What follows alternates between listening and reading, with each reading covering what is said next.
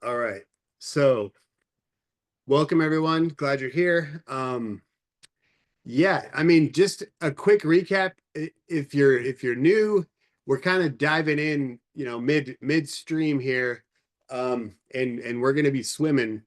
But I'm glad you're here, and you can catch up to all of every chapter. I'm posting each of them, these presentations onto the website, my website, and yeah. And today we're on chapter 9. It's called the Numinosum, and I'm gonna share my screen now.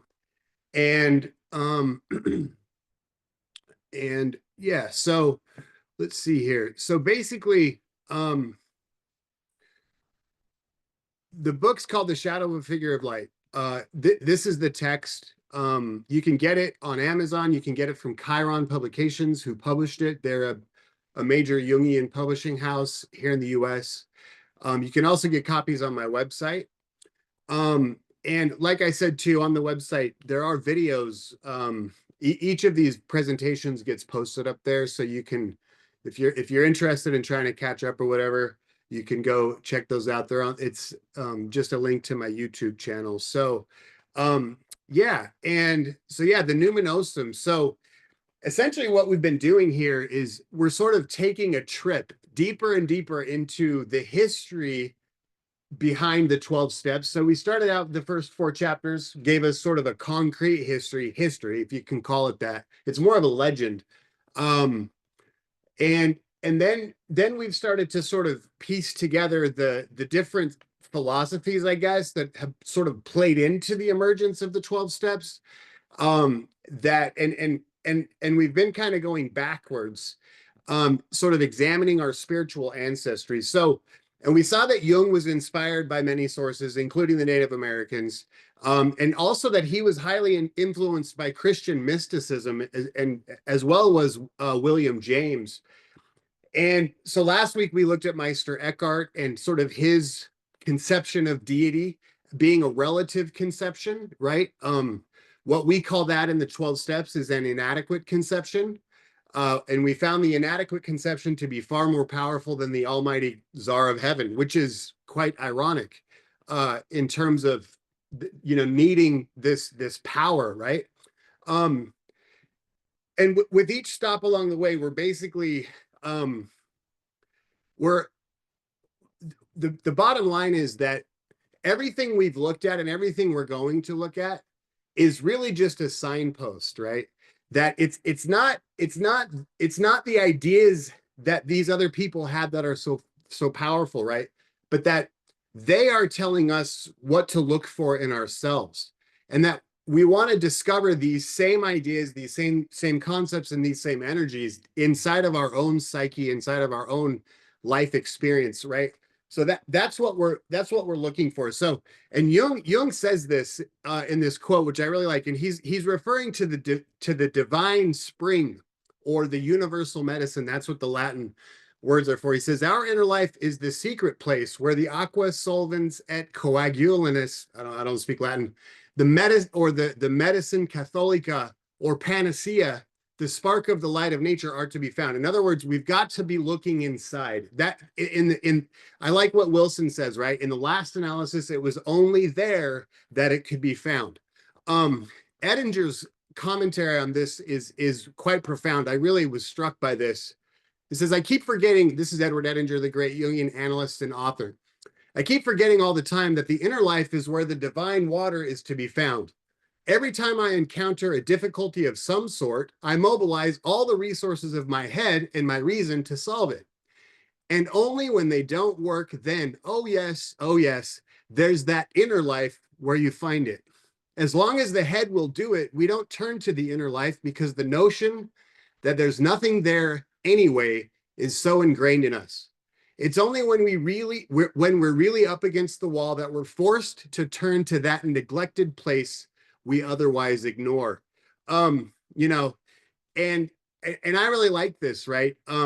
Because it is indeed true that it's, we only turn inward as an absolute last resort, right? And I think that the way Bill Wilson talks about the spiritual experience, right?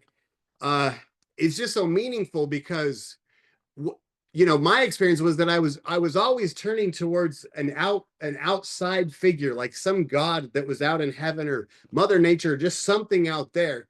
And it wasn't until just really I was up against the wall and nothing else was going to work. And I had tried all of those things that I finally turned inward and found a solution, right? And I found the power. So and we're talking about power. That's what this is, right?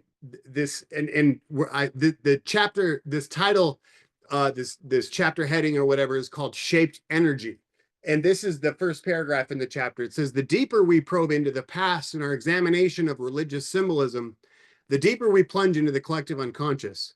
Highly fluid, relativized conceptions such as Wilson's God consciousness or Eckhart's relative God image are related to conceptions of the divine from earliest times. Symbols like these elucidate certain truths about human psychology that are not readily apparent to our modern minds, evincing a fundamental dynamic that exists within the soul called the Numinosum, or the energy that comprises all religious archetypes and which generates the impetus within the psyche necessary for us to change. And so what we're looking at here then, it's like we've been looking at these symbols, right? And the deeper we go, the sort of more nebulous the symbols become until finally what we've gotten to is just what's left. When there is no more symbol, it's just an energy.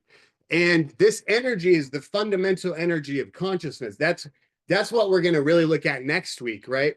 But this same energy is what comprises all religious symbols. And like all energies, it's of a bipolar nature. There's a positive and a negative aspect. So basically then what we're saying here is that the symbols are representations or mirrors of what exists behind the veil of consciousness.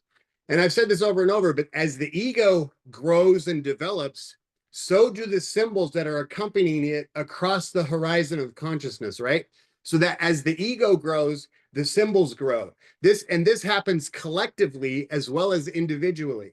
And if you look through your own history, you'll kind of notice this, that the more we change spiritually or psychologically, right, then especially within the context of the 12 steps, right, as we change, our concept of God also changes.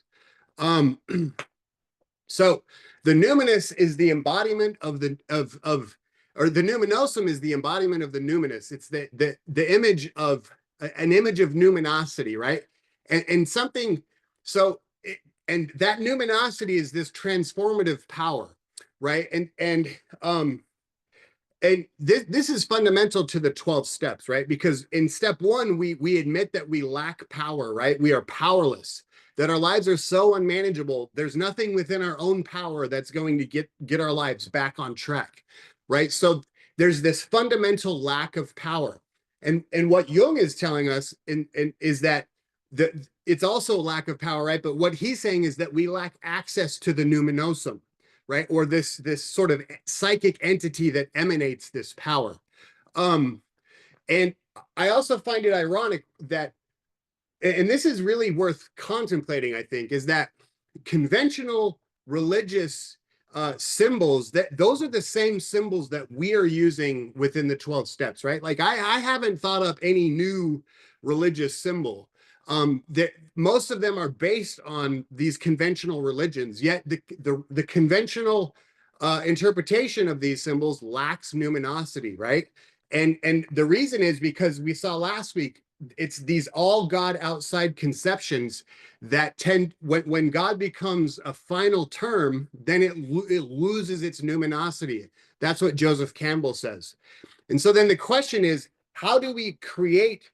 We want to let our conception of these symbols be extremely dynamic, right? Because the more fluid the symbol is, the more numinosity it's going to emanate. Rudolf Otto is this guy right here. He's the one who introduced the idea of the numinosum.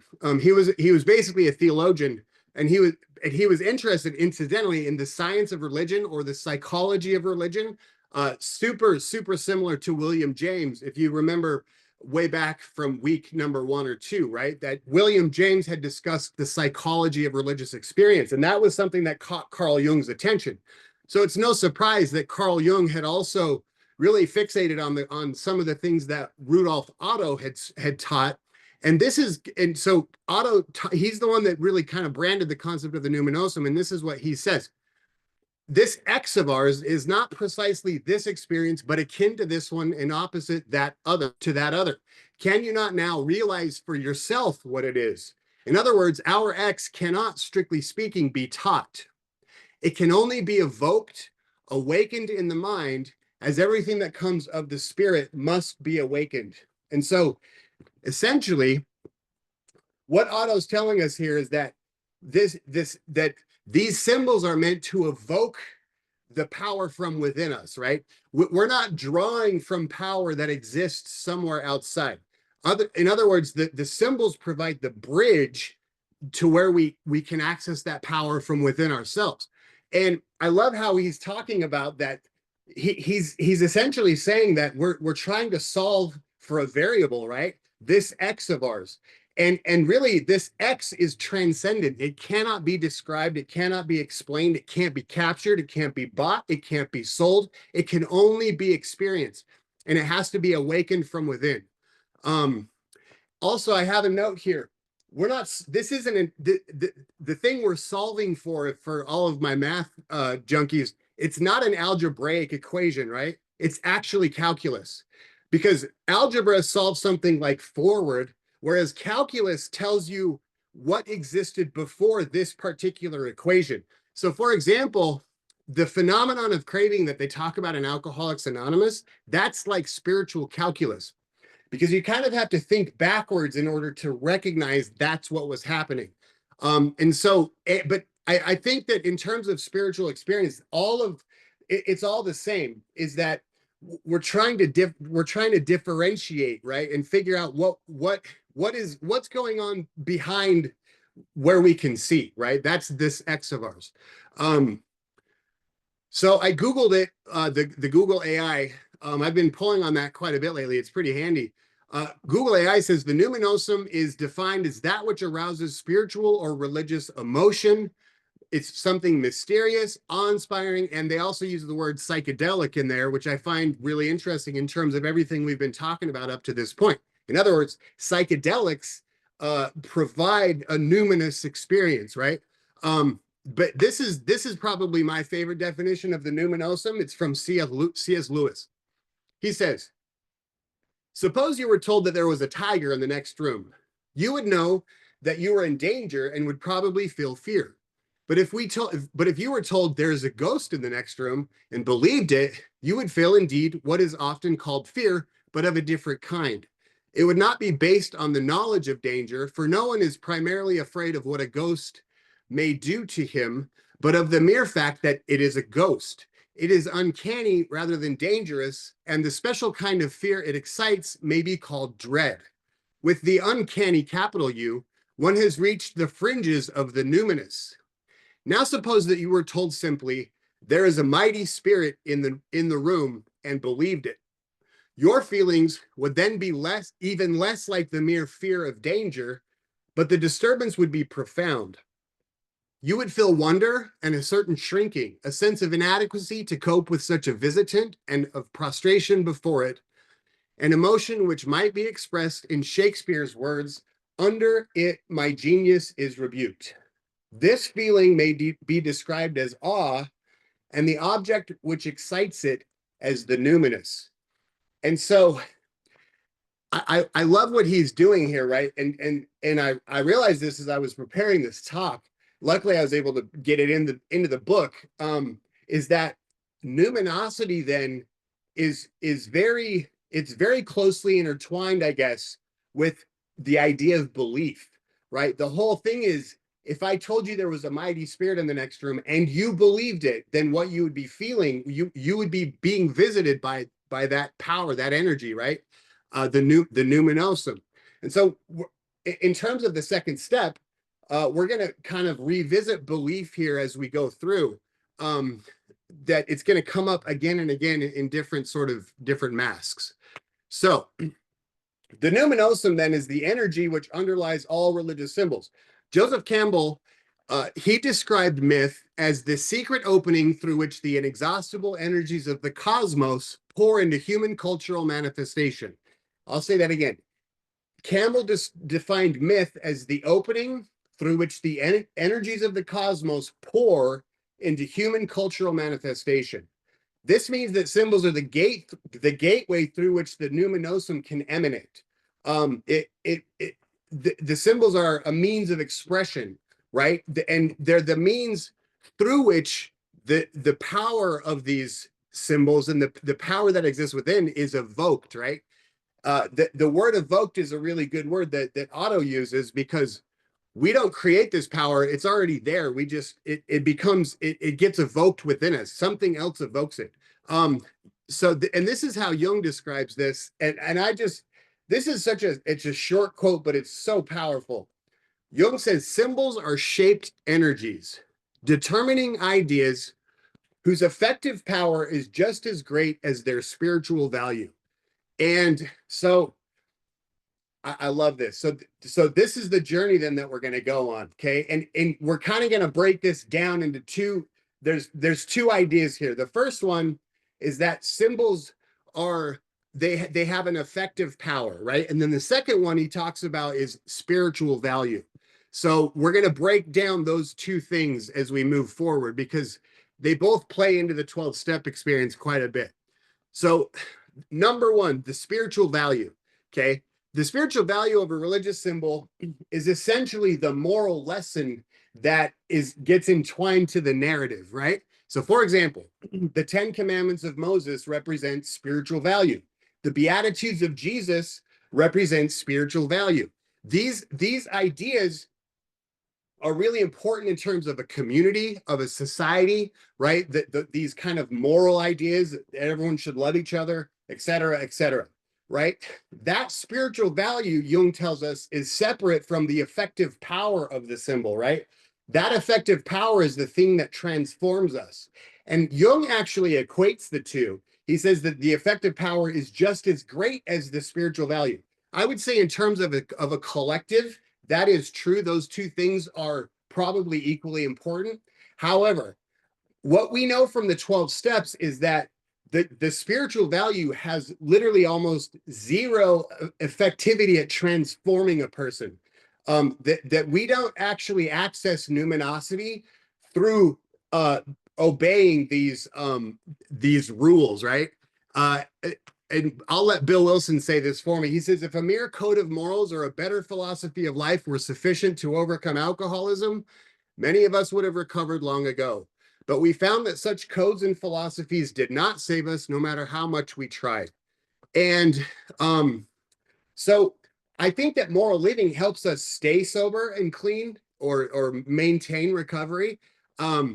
But it doesn't really help us to get recovery, right? And I can just speak for me. If my moral, if the level of my morality, if my sobriety was dictated by the level of my morality when I walked through the door, there's no way I would have got clean and sober.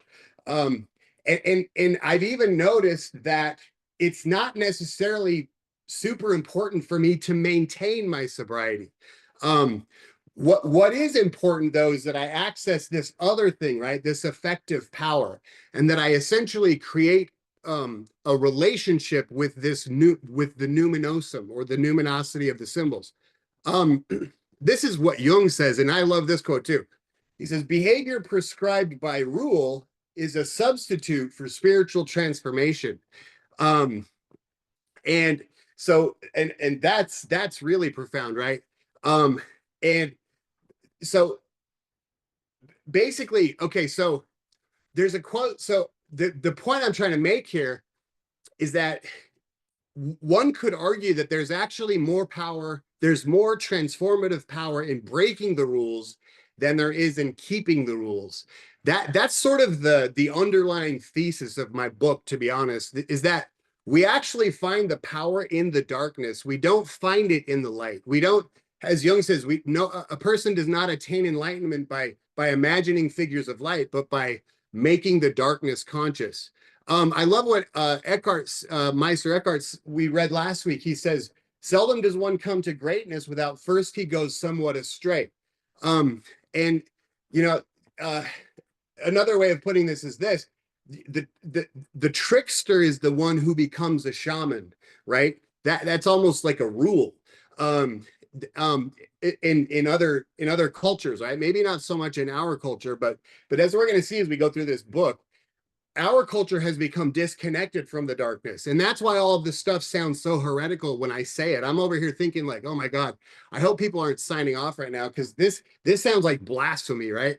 But the thing is, and what I find interesting is that this deep connection between these symbols, which is, and also the energies that exist within us, right, which is the shadow. So we have the shadow as well as the god image as these sort of interior kind of archetypes, this light and this dark energy, and the symbols are reflections of that. And so we access the power by accessing both sides.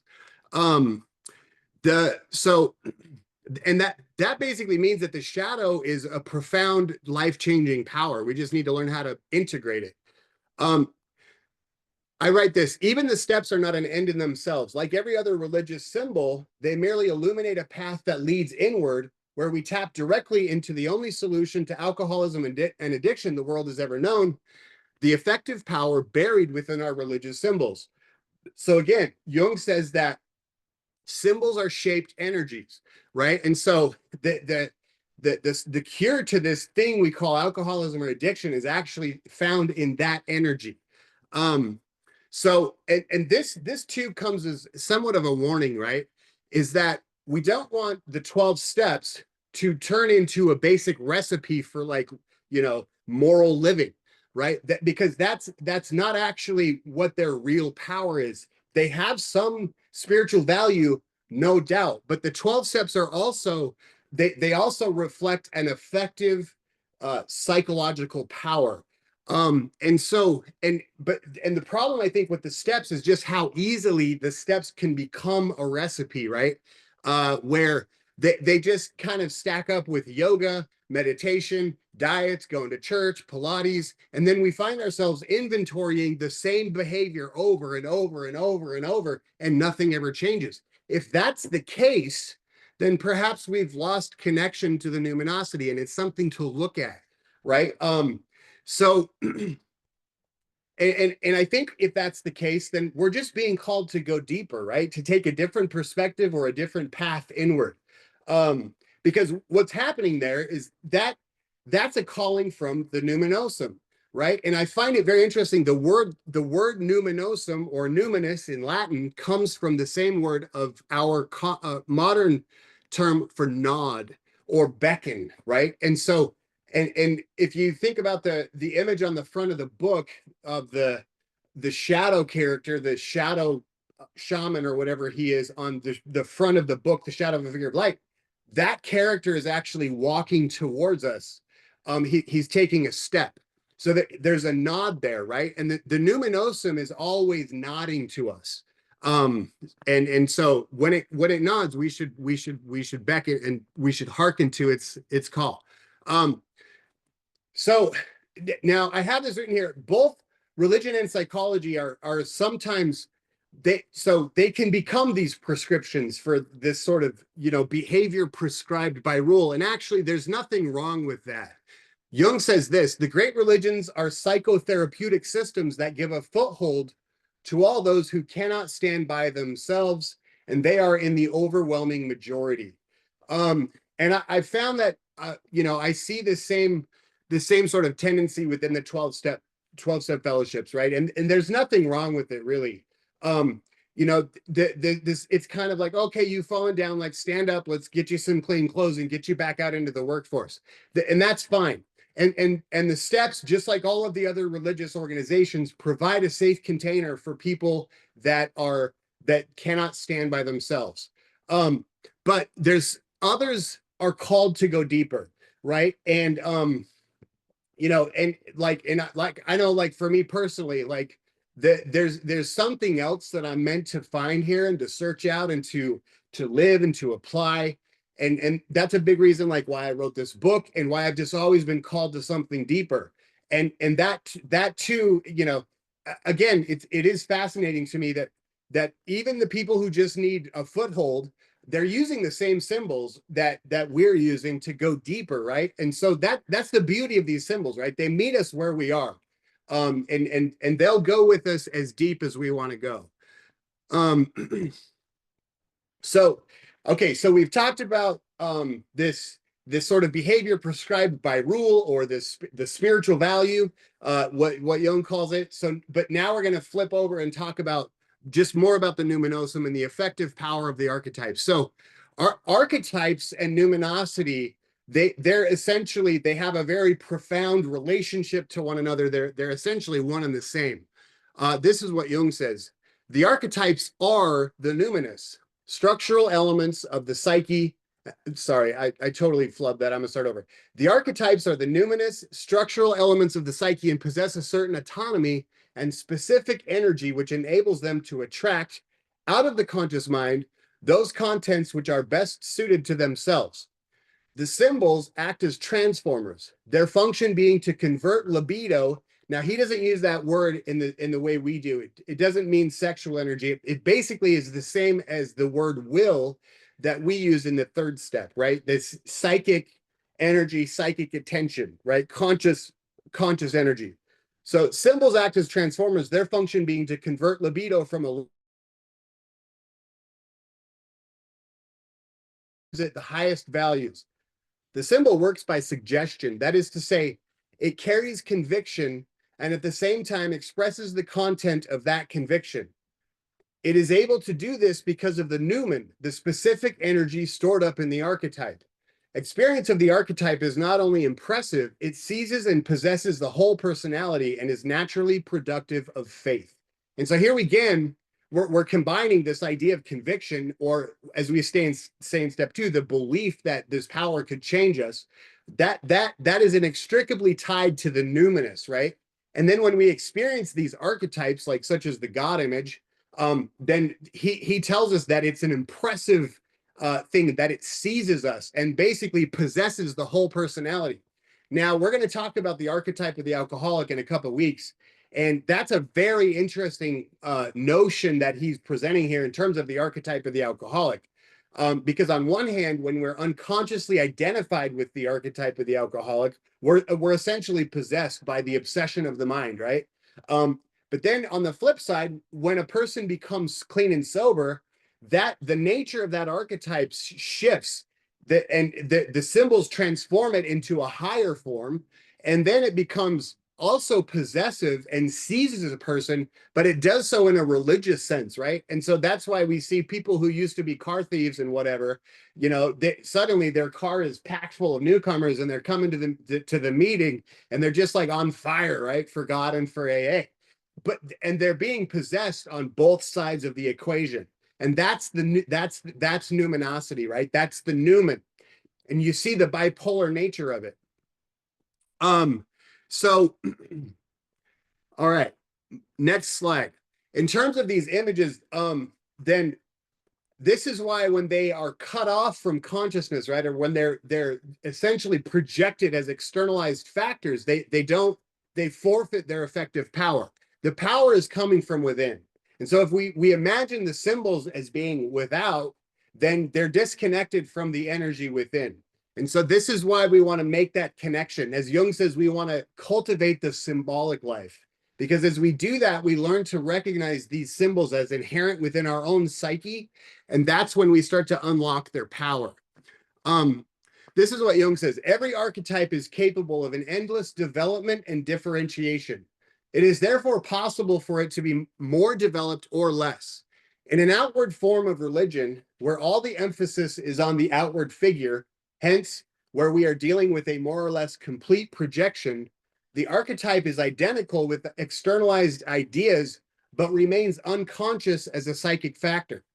When an unconscious content is replaced by a projected image to that extent, it is cut off from all participation in and influence on the conscious mind. Hence, it largely forfeits its own life because prevented from exerting the formative influence on consciousness natural to it. What is more, it remains in its original form unchanged, for nothing changes in the unconscious.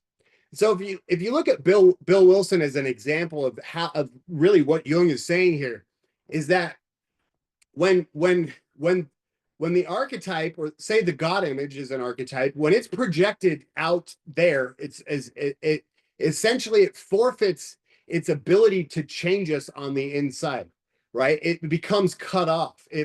And I love what he says. It's prevented from exerting the formative influence on consciousness natural to it. But what Wilson says is when he started looking inside in the last analysis, it was only there that it could be found. That's when he taps into that formative influence. And so it begins to change him, right? So this is why we get this feeling that we're literally changing from the inside out, right? And especially if we follow Wilson's example as how he wrestled with the God image for his self. He wasn't interested really in what other people had to say. He literally was like, he wrestled with it on a very, very personal level. And that honest engagement with the symbol is what produces that change. So let's see here. So this is where we introduce this concept of an autonomous psychic complex. And this is what I write in the book. So what's required of us in order to activate the symbol's transformative power is not that we abandon our ingrained perception of it. Rather, when we re-relate ourselves to its shape, viewing it as an inner psychic resource, its energy begins to manifest in our lives. Jung's remark that symbols are shaped energies holds the key to such an approach. When one looks beyond the outwardly projected God image, the shape slinks back into the unconscious and it becomes an autonomous psychic complex. Now, this is a really complicated way of really just describing what happened with Bill Wilson. Okay. When there's this outwardly projected God image, the Czar of Heaven. And what Jung tells us is that when a person looks beyond that and is like, hey, well, I don't like it being projected like that. I'm going to reject that concept or whatever. What Jung says is that the shape at that point slinks back into the unconscious, right? And then what becomes conscious is this energy, and he calls it an autonomous psychic complex.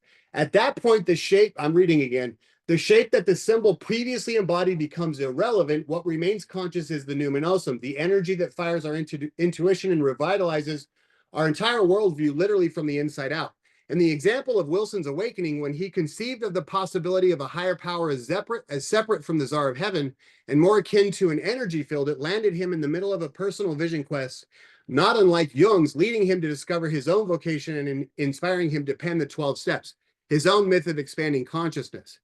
So now the thing about the autonomous psychic complex, right? That's kind of a mouthful, but and again, we in the 12 steps, we just have like a really kind of practical handle on these super complex ideas that Jung was teaching. And that was like a big impetus for me writing this book. Because I was able to read this stuff and understand what he's talking about just because he's literally just describing my own experience, which it's just a 12-step experience. But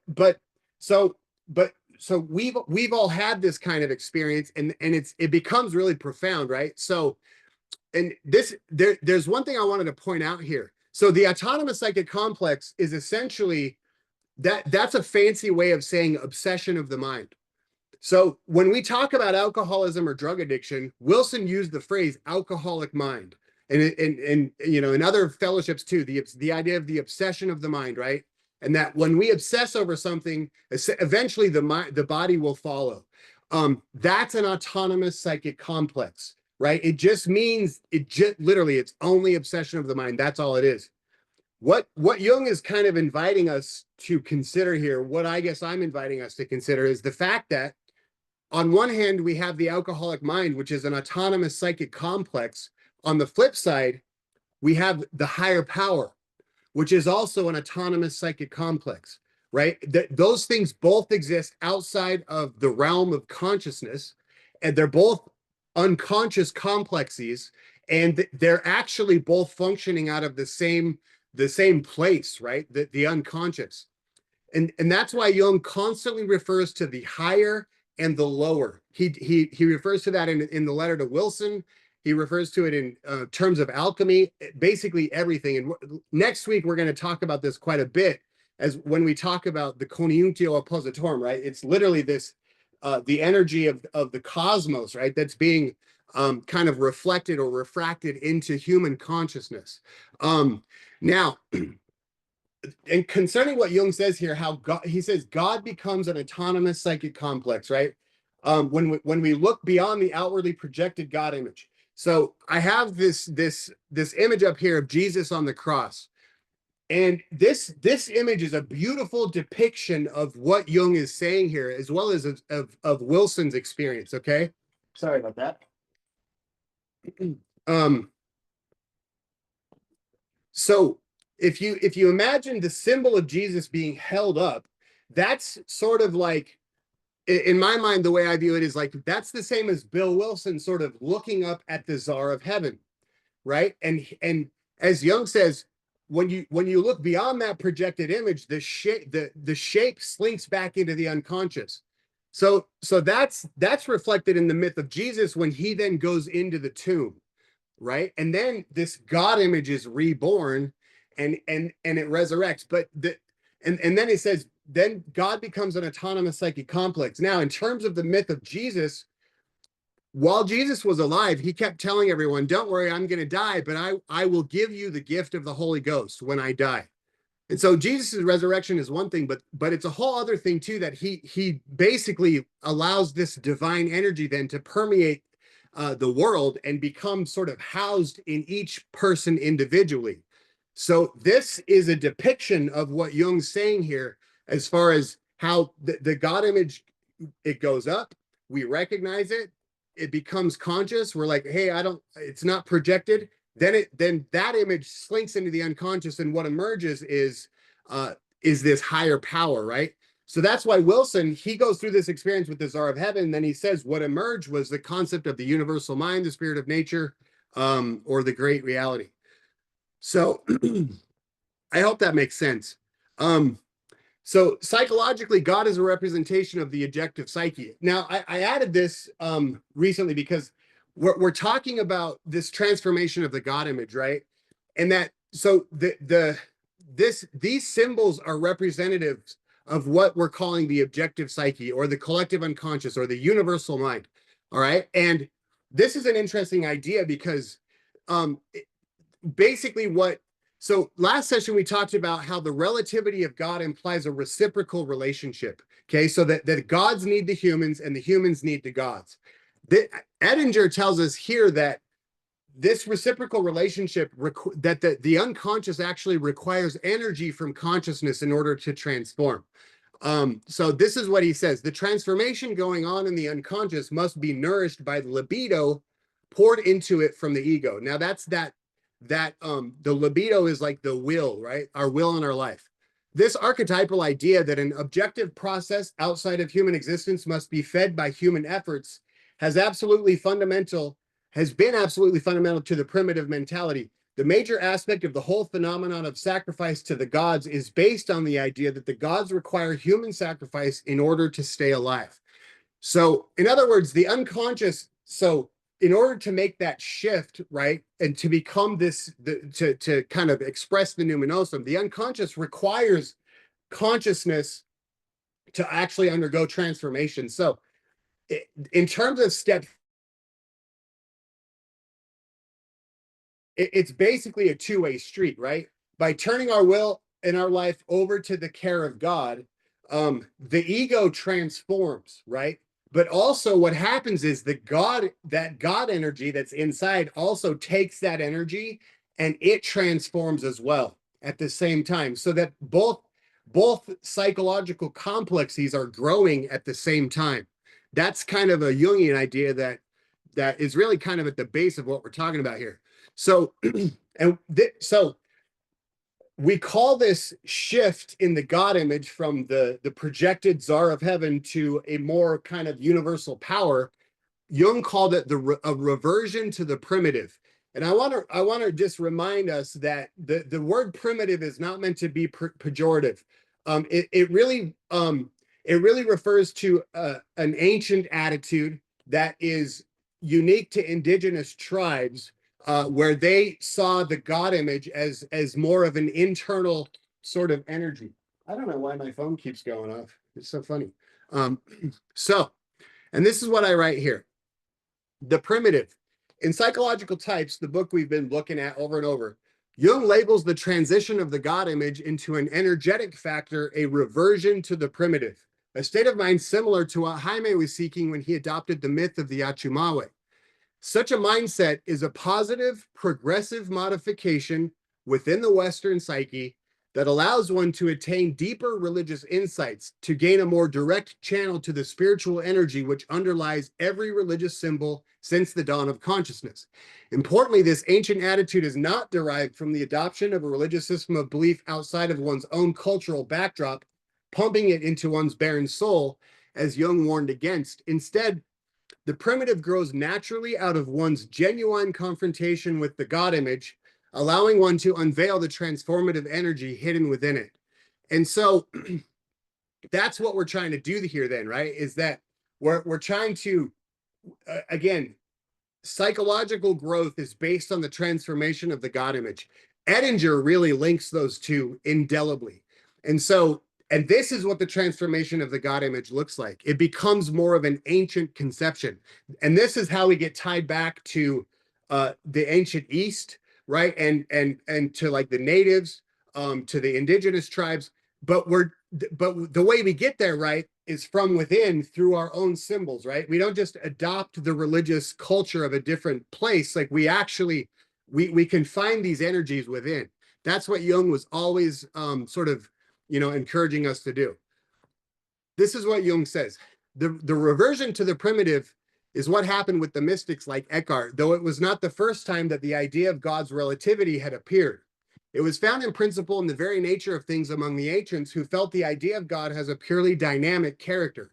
God is a divine force, a power related to health, to the soul, to medicine, to riches, to the chief, a power that can be captured by certain procedures and employed for the making of things needful for the life and well-being of man, and also to produce magical or baneful effects.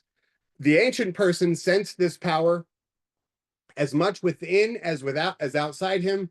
It was as much his own life force as it was the medicine in his amulet or the mana emanating from his chief, the first demonstrable conception of an all-pervading spiritual force. Then this is some commentary. The primitive thus represents a religious attitude that is not bogged down by the adornments of modern rationale. It is a far more spiritually advanced frame of reference that propels one toward enlightenment. One who arrives at such a state has been catapulted into the highly symbolic realm in which myth itself is conceived, the objective psyche, from whence one's own myth of expanding consciousness may emanate. Recall that Jung had encouraged Jaime to adopt a religious practice that allowed him to function in a civilized society without shutting out the primitive, suggesting that Jaime learned to fuse the antithetical states of mind defined by life in the mountains among the tribe, his spiritual connection to the rocks, the trees, and the rivers, and life in Western civilization, where everyone's spiritual resolve is really put to the test. For Jung, by 1921, the primitive had come to represent an entirely psychologized conception of the God image, wherein the shape of the symbol has fully retreated back into the unconscious, while its effective power, the Numinosum, emerges, forming a working relationship with the conscious aspect of the psyche, what he called the ego. And while Jaime's spirituality certainly appears to have had some of the hallmarks of this vital shift in perspective, without the ability to consistently access the primitive in a state of complete abstinence from all mind and mood-altering substances, he or any other person will remain unable to maintain his or her connection to its life-changing power.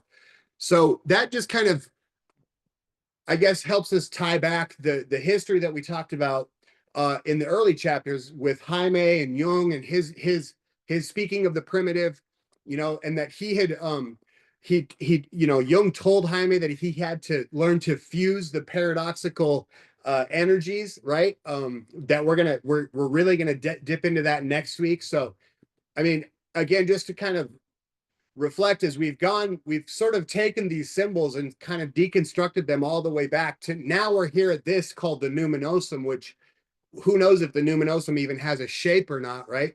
But next week, we're going to just specifically talk about the energies. That's it. So there's the shape's completely gone. We don't even call it the Numinosum anymore. It's just positive and negative.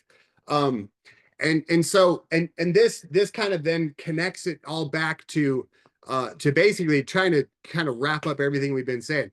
So so this is something else I wrote. So just like what happened with Eckhart and Jung, Wilson allowed his conception of the God image to change. Confronted with Eddie's query, why don't you choose your own conception of God?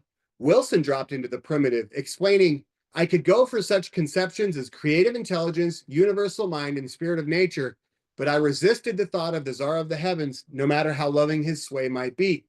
Wilson's relationship to this newly conceived cosmic energy closely resembled a primordial conception of the divine, a supreme power permeating everything in the universe, including himself, which, in his quintessential Western voice, Wilson expressed thusly, God either is everything or else he is nothing. God either is or he isn't. And so my opinion about Wilson's conception was that he had actually adopted quite the primitive perception of the God image. I mean, he said that he was kind of just a basic Christian, I think at one point or other, and I know that there's another way you can read the Big Book, where there's an argument to be made that Wilson was actually encouraging people to accept, an externalized God image, what Shaber calls a providential God, a God you could pray to and ask for help from, and maybe that's true, right? I feel like there's evidence to support both narratives, and that's what makes the steps so effective, right? Is that you can come in here. The main thing is that we come in and have our own experience, right? And it can be one or the other, right? We can have the psychological approach come to pass in our lives, or it could also push us into the metaphysical approach, and we see kind of both happen, right? But I find there to be much more meaning in the psychological approach. It kind of seems to go on forever. So then in conclusion, this is what I wrote. Recognizing that lack of power is the great dilemma facing those most in need of divine intervention, Wilson wisely included the notion of the primitive in step 2. We came to believe that a power greater than ourselves could restore us to sanity. Wilson astutely pulled from his own experience, knowing that many of his readers, like himself, upon encountering the God image, would resist a conventional conception of it as he had. Turning our spiritual gaze inward, what emerges is the same ancient attitude toward the divine that all humans share in the deepest reaches of the collective unconscious. Wilson demonstrates how we get at such an ancient perspective properly by allowing it to evolve from out of the mythological rhizome within, thereby addressing our tendency toward agnosticism and accessing the cosmic principle that sits just beneath our preconception of the divine. This, in turn, leads us to discover its effective power and to have an encounter with the Numinosum. And so, with all that, I'm going to end it and stop sharing, and I will turn it back over to the bus driver. Oh, everybody, please unmute and join together in a primitive and collective cacophony of appreciation. Please make sound. Thank you.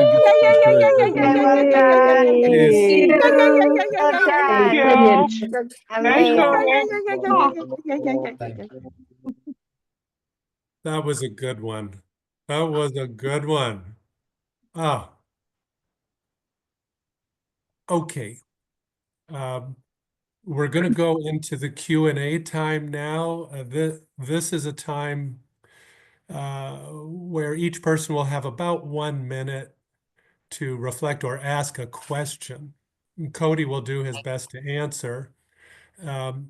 You will hear the, Oscar Awards music or whatever it is when you get to 1 minute. Please wrap up. Get to a question, keep Cody talking.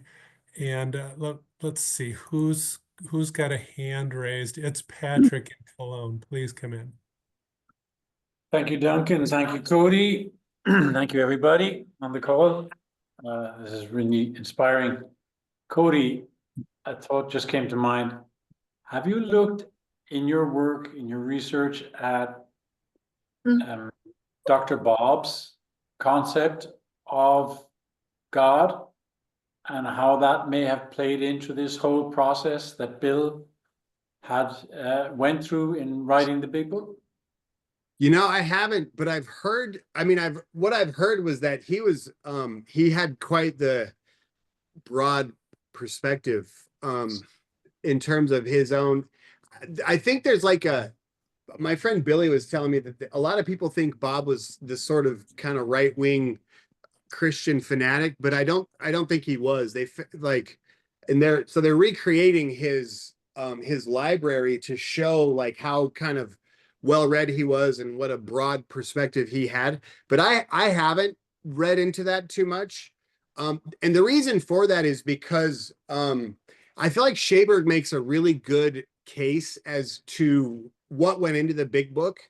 You know, the Akron group didn't actually contribute too much, that they were mostly reluctant, you know, even about Bill writing a book. However, that's not to say that like what you're saying, you know, it may be the case because you know, just that Bob and Bill, they spent a lot of time together. They talked a lot, they wrote a lot of letters. So it may be that Bill was influenced by Bob. Also, I think it's really safe to say that Hank was highly influential too, as far as kind of taking the agnostic route. Like, and I think one other guy too, it might have been Fitz, that was or no, it was the other guy. I think it was Jim. I can't remember, but they also were pretty influential in just allowing Wilson to be more open, like to write it in a more open way, which he did very well at, regardless of what his own conception was. He gives us this really kind of universal palette, I think, that we can pull from, which I like. So, yeah. Thank you. Reminder, we're recording, so if you don't want to be recorded, you can send your question to me in the chat and I will weave it in. Cody, step 11 invites me to maintain my contact with the Numinosum, could I say? How can you talk a little bit about keeping that alive? Once I've go through this transformation process, which I have, and I feel a strong connection with this mysterious energy within and about, and but sometimes it ebbs and flows, and I'm the one that's coming and going. How you've spoke about it today, but could you just focus on that again for a moment? How to practice? What can be my daily practice to maintain that conscious awareness of connection with that energy? Yeah, you know, I love this question. And I, so I could just tell you what I've done. And so when I feel, so I journal a lot, and it's funny, my book actually kind of grew out of this thing, like, is just journaling and reading. Like, so one of the things that struck me was I found this quote by Joseph Campbell, I think in probably 2017 or 18, and he said that that for him, highlighting books was a form of meditation. And I loved that because it really, like, that's something that I've always enjoyed doing. You know, I have books. I like to write in the margins and mark them up. Um, and so what I started doing was that, just because it was easy for me to access, right? And from there, actually writing my book was a huge part of my step 11 and my step 2, right? So um, and I just, you know, it took hours every day, and I just enjoyed it. And it felt like spiritual progress for me.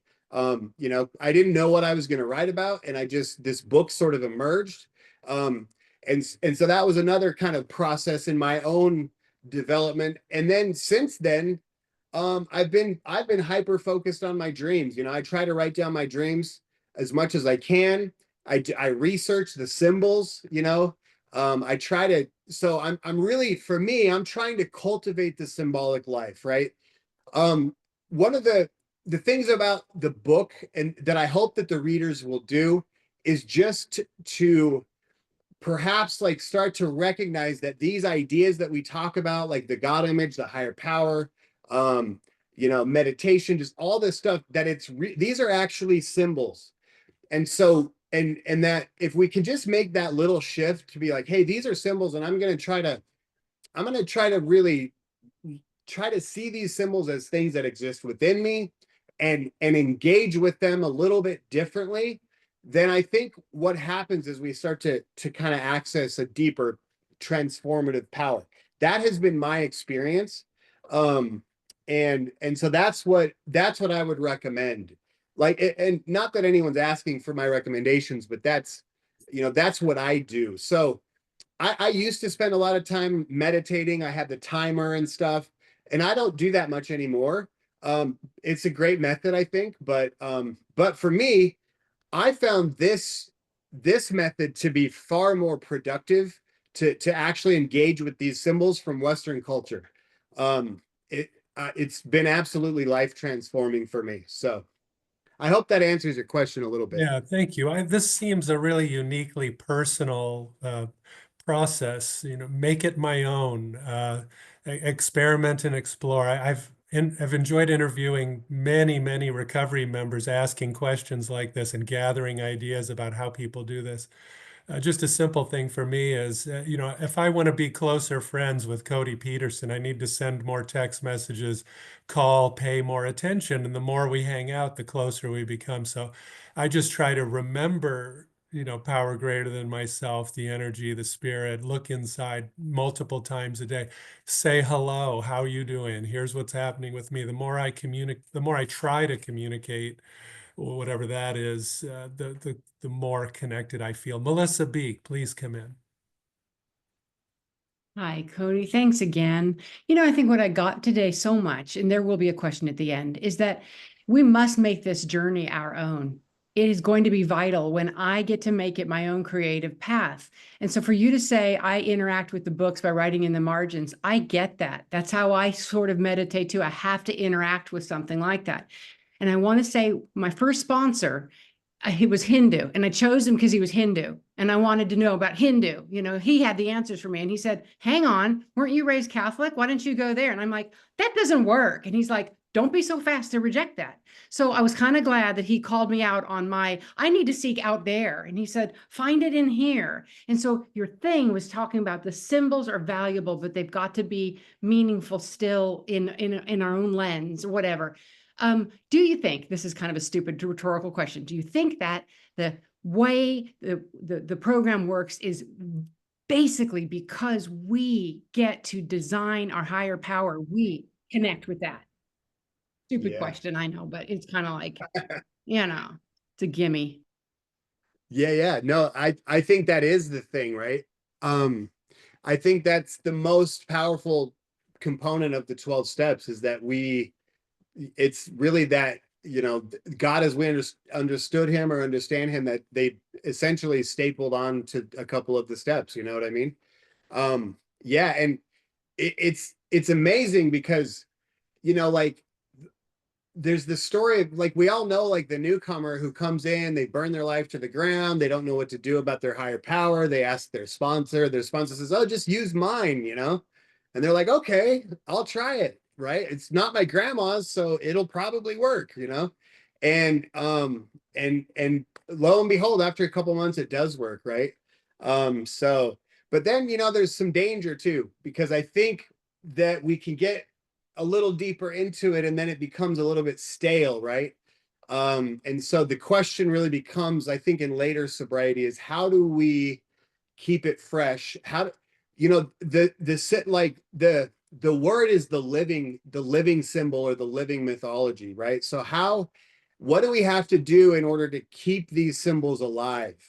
And because again, if the symbols are changing and transforming, then I'm changing and transforming alongside them.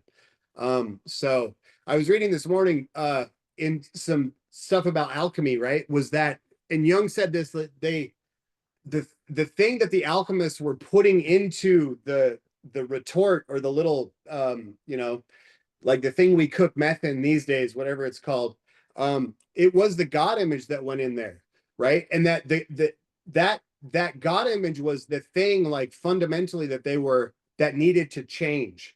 And so, and this has been, it's been my experience that the more I allow that to happen, you know, the deeper I get, I guess, and the more connection I feel. So yeah. Thank you. I've been watching Breaking Bad. It's so nice to have smoking methamphetamine come into the discussion today. So fun. We've got some comments and questions in the chat. Let me share a couple of these. Thank you so much, Cody. This lecture is really mind-opening and inspiring for personal increased God relationship. And then from another member, there's a question. How does the dark night of the soul play into the aspect of Numinosum? And what do you suggest as the work that needs to be done when experiencing the dark night? Yeah, that's a great question. And I think as we go a little deeper, we're gonna really answer that question in a lot more detail, because it really, the concept is the idea of the self, and the autonomous psychic complex, and the mystery of compulsion. So and this really is like the starting point, right?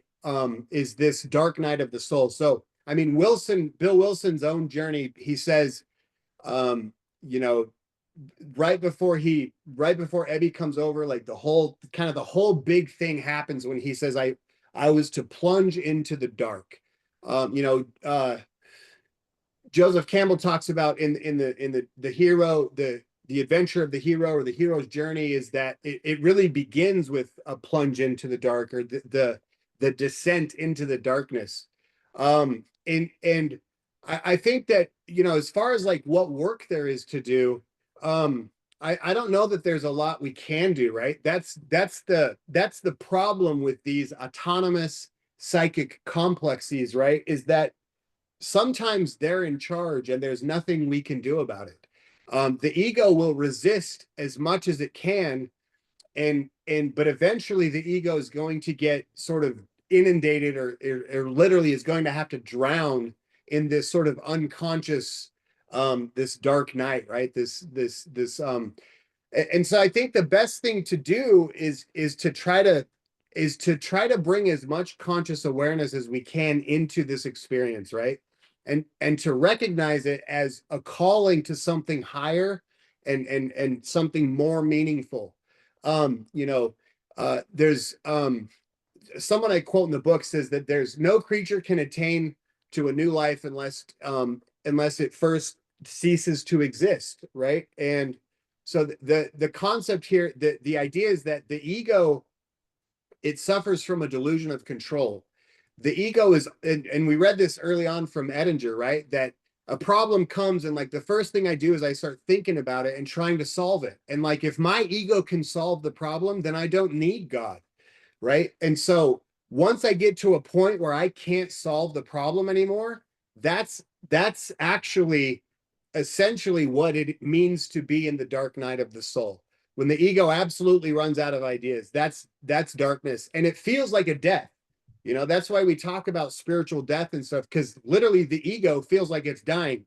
The ego's job is to have answers, right? It's completely addicted to answers and to understanding the way and what's supposed to happen next. And so when that goes away because of some other deeper, you know, psychic complex, then you're really, that's, you know, you're in the hand of God at that point, but it probably doesn't feel very good. So conscious awareness might be the best thing that a person can do to begin to pull out of it. Thanks, Cody. Dave, please come in. Thanks so much, Duncan. I am Dave. I'm an alcoholic. Let's get the stomach going, because I will run over. I've been wondering for a while why I came to these meetings and why I kept coming back. Because I originally came to the meeting because I reckon anybody who puts that many syllables into the title of a book has got to have something to say. So I want to go figure that out. And then I kept coming back, and I haven't quite been able to figure out why I did tonight. Thank you very much. Yeah, I really feel like a kid who just walked out of the out of a sandpit and into a lecture on yeah, something complicated. Sorry, I'm faffing around here tonight. What it sounds like to me, in a way that words convey meaning, but symbols evoke understanding. There's a concept that you either understand something, and if you don't quite understand it, somebody has written it down to help you get to a place from where you can understand it. But what they wrote is not what you're trying to understand. The big question I actually want to ask is: it sounds like some of us used alcohol to try and access the primitive. Why? What caused us to want to use alcohol to achieve that? I mean, no, I think that is right. I think that that's um I think to me that's sort of the definition of alcoholism or addiction, is that actually produces a spiritual experience for the person, like, at least for me, that's what it did. To answer the question why, um is I'm not sure that we can really answer that, except to say that there's something about human nature that longs for this connection. So and it's not it's I think, especially like in today's world, to make the statement that everybody longs for spiritual connection or for union with God, that almost sounds absurd, right? Because most people will be like, well, not me. I actually prefer this or that or this other thing. But fundamentally, right, these these symbols are the foundation of consciousness and of our experience.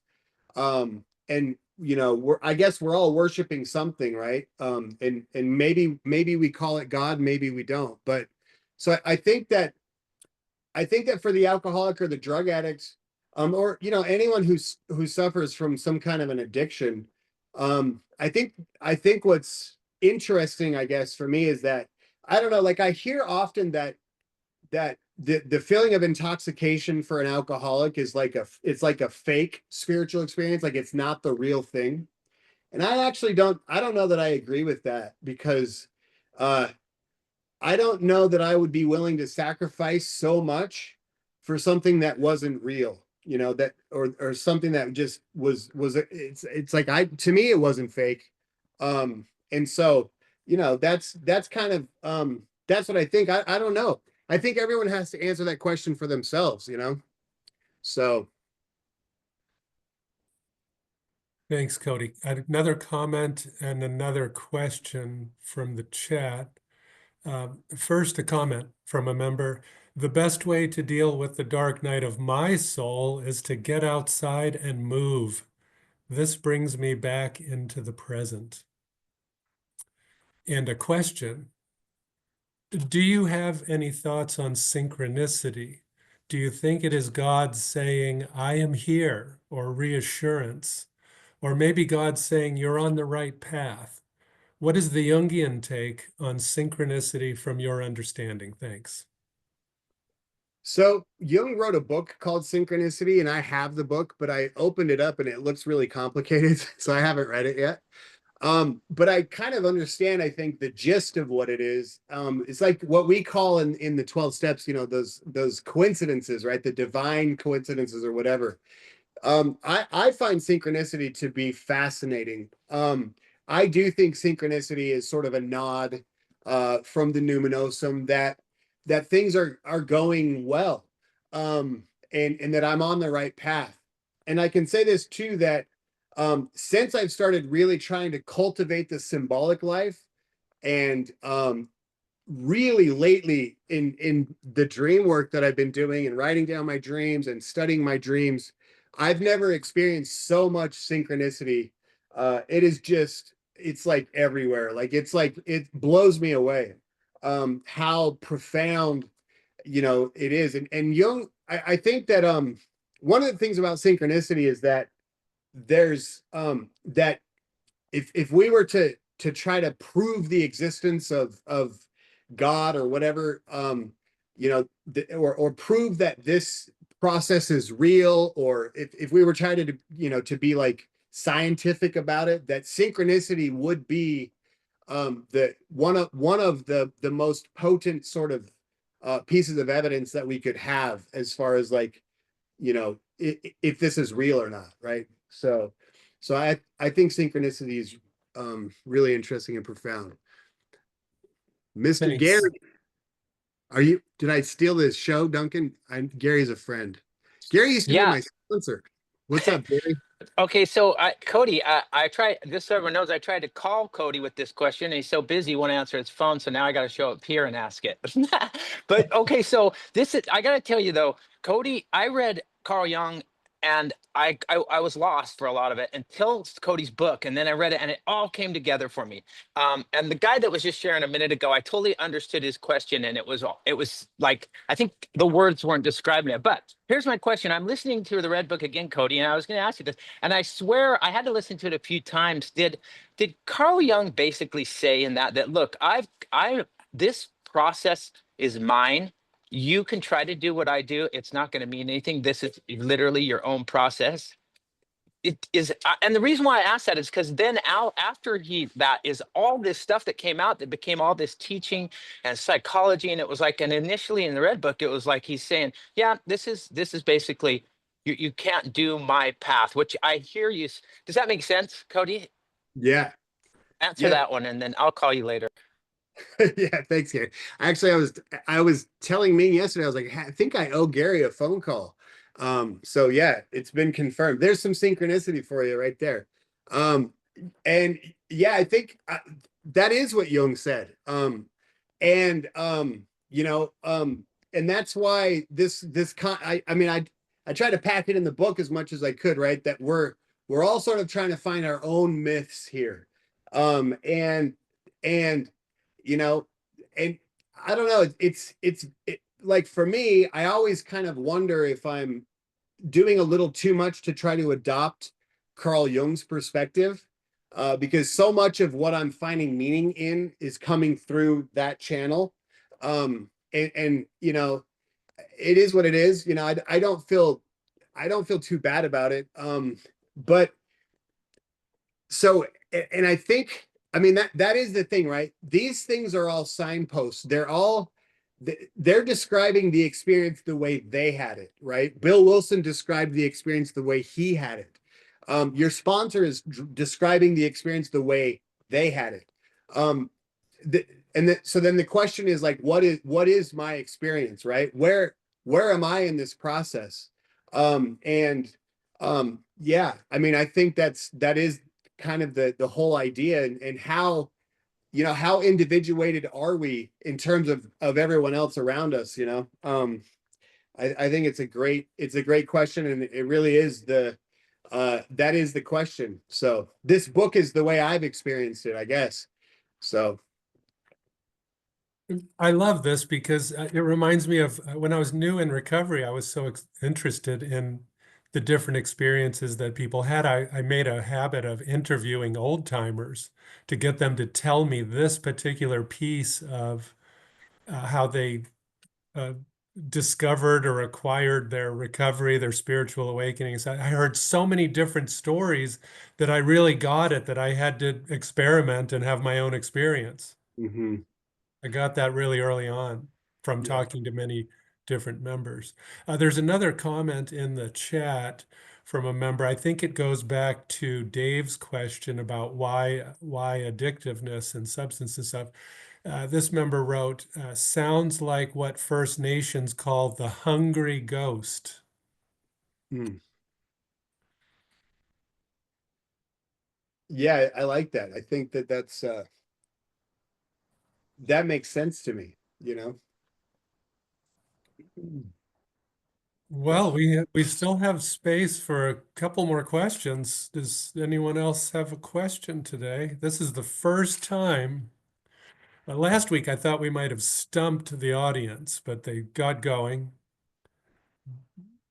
This, oh, Patrick's put an essay he's written in the chat. Thank you. Mr. Israel. Israel, come on in. Thanks, Duncan. Thank you for your service. Cody, doesn't Young call Roland's attempt to have a spiritual experience with alcohol a low grade spiritual experience? Not that it's inauthentic, it's just not very effective. Yeah, he does. So he says he said he uses the term he says on a low level, right? So he says that the alcoholic's craving for alcohol is the equivalent on a low level of our spiritual thirst, the spiritual thirst of our being for wholeness. And then later in the letter, he does refer to the highest and the lowest. He refers to the highest spiritual experience or the lowest, most depraving poison. So yeah, so I think that it's like an interesting idea that, I mean, did you have anything else you wanted to say, Yisrael? No, just that I think sometimes things are effective until they're not effective. You know what I mean? Like running is a good way to lose weight until you blow out your knee. Yeah. Yeah, right. That's all I've got. Yeah, and I think I agree. The interesting, I guess, component here.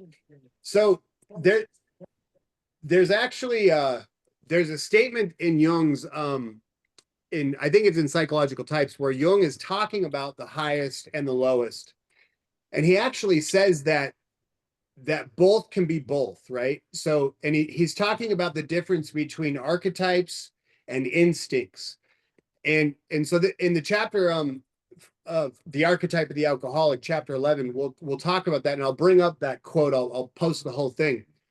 And so I think it's interesting, just in terms of like the paradox of the whole thing is that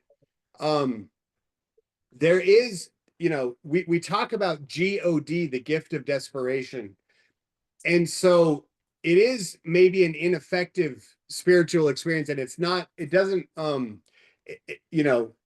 eventually it loses its ability, I guess, to put a person in that space, right? But also it becomes extremely effective in getting somebody to make a psychological shift and to kind of seek a higher power and to have a new experience. So I think in that sense, it is hard to really say that one is better than the other, because I know for me, I wouldn't have this without that. And so so I think that too should be part of like the consideration in how we, it's like if somebody's drinking, like we certainly feel bad for them, but I know for me that was the only way to get here. So it's but anyway, but don't drink.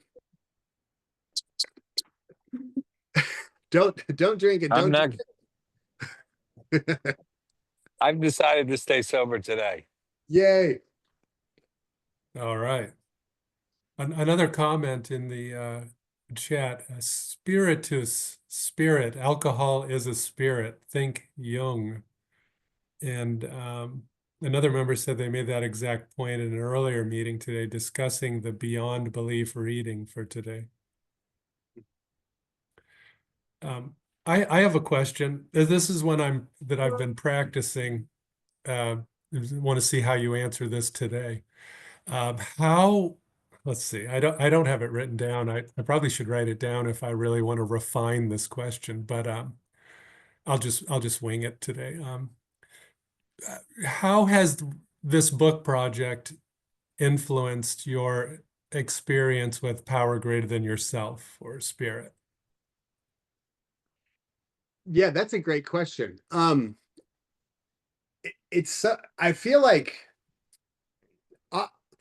sometimes when I'm trying to answer these questions, like it almost feels like I'll have to drift too far into stuff that we haven't covered. But like, I don't know, I should just go for it, huh? Do you want to save this question for chapter 12 or whatever it is? Well, no, I mean, it's funny because the evolution of my own conception is really written in these chapters. So, so that's kind of, where we're at with the Numinosum. That's that is one of my conceptions, you know.